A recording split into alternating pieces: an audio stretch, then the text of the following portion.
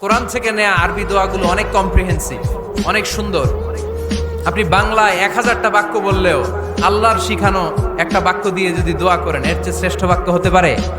দেখেন কত কম্প্রিহেন্সিভ।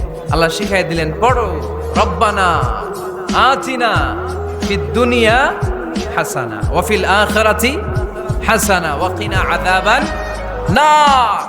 আল্লাহ, তুমি এই দুনিয়ার সব কল্যাণ আমারে দাও, আখিরাতের সব কল্যাণ আমারে দাও, আগুনের শাস্তি থেকে আমারে বাঁচিয়ে দাও। পড়ে না আমিন। দোয়া করার কিছু আদব আছে।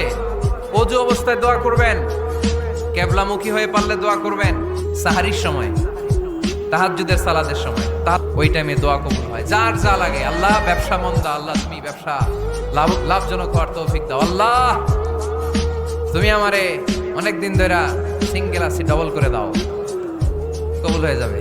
আল্লাহ পাসপোর্ট দিয়ে রাখছি, জাপান যাব, আমেরিকা যাব, আল্লাহ ভিসাটা হয় না, আল্লাহ শেষ সাথে যান, কবুল করবে কে? তাহলে একটা টাইম পাইলাম, তাহাজ্জুদের টাইম, ঠিক কিনা? 2 নাম্বার কাবলাল ইফতার, ইফতারি সামনে রেখে দোয়া কবুল হয়। বিশ্বাস হয়? কি সামনে রেখে? সামনে ইফতারি। বসে থাকে আমরা তৃষ্ণায় সারাটা দিন, ছাতি ফেটে যায়, আল্লাহ দেখে।